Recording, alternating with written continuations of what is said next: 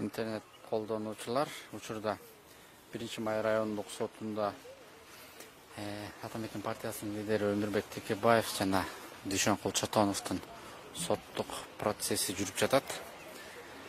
Соттук процессте прокурорлор Текебаев жана Чотоновдун айыптоодон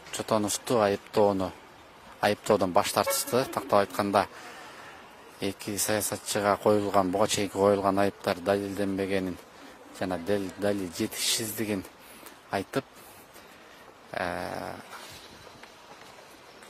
күнөө жок экенин билдиришти. Ошондон улам азыр учурда соттор, судья өкүмдү даярдоо үчүн кирип кетти кабинетине. Азыр биз Өмүрбек Текебаевдин сот процесси жөнүндө алсак. Саламат беришкеч, азыр сот тыныгууга кирип кетти кабинетине өкүм чыгарганга. Прокурорлордун билдирүүсүнө кандай пикир айта аласыз? Сот жөнүндө Эми биздин ишибиз 2017 жылдан бери бүтпөгөн марафон болду. Так ушул суд ушул жерде 2019 жылдын 1-сентябрынан бери ушул ишти карайт. Бул иштин созулушу ар кандай саясий жагдайлар менен байланышып келди. Мынакей бүгүн прокурорлор айыпты коюудан баш тартышты. Мен үчүн чынын айтсам бул чечим күтүүсүз болду. 3 прокурор окшошуп козулардай болуп, биринин артынан бири залга киргенде эле жаман көзү менен карап. Бирок алар айыпты угузуудан баш тартышты, анткени далилдер жок деп айтты. Эми баарыбыз көнгөнбүз, прокурор ушул камайсың деп гана сотто тура берет. Прокуратуранын маңызы репрессиялык болуп калат. Мына ошол азаттан кете албай жүргөн.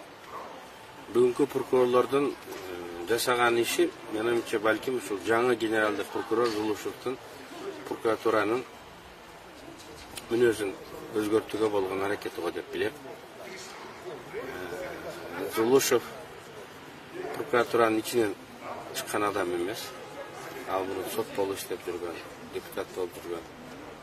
Өзү табиятынан күтүүсүз кадамдарды жасаганга жөндөмдүү адам. Убагында билесиңер, Ташкентте дагы так ушул Зулушев актап жиберген. Менин ишим жалгыз эле ушуну менен бүтүп калбастан, башка иштерде дагы сотто прокуратура эгер айыпталып жаткан адамдын күнөөсү далилденбесе, далилденген жок деп сотту бүтпөй эле кандай болсо, тергөө учурунда мыйзамдар бузулган болсо, мыйзам бузулганын мойнуна алса, бул айыптоочу гана, репрессиялык гана орган эмес, адилеттүүлүк, мыйзамдуулук үчүн турган орган катары өзүн көргөзсө жакшы болот эле. Анан бүгүнкү прокурорлордун билдирүүсү ушундай кадамы негизи эле бийликтин дагы бир кийлигишпегенин же болбосо мамилесин деп түшүнсөк болобу? Мен айттым, менин ишим акыркы 1,5 жылда саясий кырдаалдан улам созулуп келгенде сот ишине кийлигишүүлөр болгон. Бирок бүгүнкү чечимде бийликтин, тагыраак айтканда, ошол Садыр Жапаровдун кийлигишкен болбош керек. Анткени ал кийлигишкенде иш балким башка жака бүтмөк. Баарыбызга белгилүү, декабрь айында биз Садыр Жапаров менен эл алдында каттуу кайма чыкканбыз. Садыр Жапаров да ушул иш боюнча бирөөлөрдөн уккан сөзүн айтып койгон да. Мына ушундай бирөө менен жеке мамилесине, өзүнүн көз карашына карабай, президент сот иштерине аралашпаганы бул абдан туура, ушундай болуш керек. мен ойлойм бүгүнкү бийлик менин ишимде эле эмес, башка иштерде дагы ушундай объективдүү, адилеттүү позицияны карманат деп. Албетте, 4 жыл өттү. Не деген жакындар азаптарды көрүштү. Анча адамдар партиялаштар кейип сөздөрү кыска болуп жүрүштү. Мына эртеби кечпей мындай адилеттүүлүк болду. Кечиксе дагы эми биз сотуна дагы, прокуроруна дагы, бүгүнкү бийлигине дагы рахмат деп мындай айтып коюшубуз керек. Мындай окуя жомоктогудай болуп, биз менен эле токтоп калбай, ар дайым ушу күнөөсүз адамдар соттон наразы болуп, акталып чыккандай болуш керек.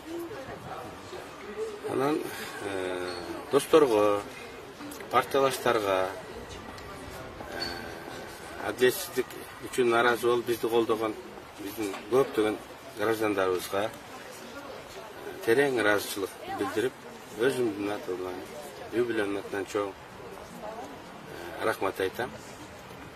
Эч кимиңиздер мындай жалган жалаага, мындай кырсыга кабылбаңыздар. Аман болуңуздар. Чоң рахмат. Рахмат жакшы. Биз учурда 1-Май райондук сотунда судьянын өкүмүн күтүүдөбүз.